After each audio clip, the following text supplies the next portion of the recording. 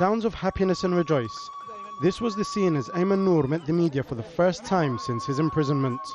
Journalists fighting to get the first words from one of the Egyptian president's most ardent opponents. My release was indeed a total surprise. I would like to assure Al Jazeera and everyone else that there was no deal made to secure my release. I was not even consulted. All I was told was that a car was waiting for me to take me home. Of course, I couldn't say no after years in jail. I don't know what the motive behind my release is, but if it's an attempt at reconciliation, then I welcome it. His wife, who has always protested her husband's innocence, was clearly exhausted as she struggled to put her feelings into words. I'd like to say Alhamdulillah, because God inspired someone this morning to release Nour, and I hope that God will inspire the same person to make a decision regarding tens of thousands of detainees in Egypt. Her optimism was not shared, however, by her 17-year-old son, who remains fearful of what the future holds for his father.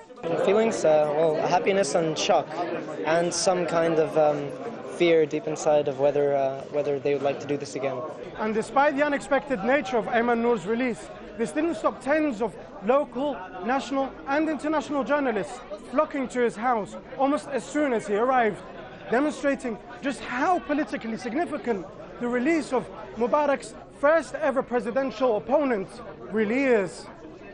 Nour was sentenced to 5 years behind bars, convicted of fraud during his 2005 presidential bid, a charge he has always denied. Since then, Egypt has come under increasing pressure from the US to release Nour.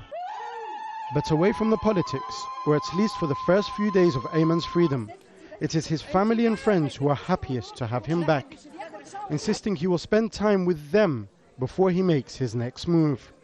A move which has many in Egypt waiting in great anticipation. Jamal Elshayyal, Al Jazeera, Cairo.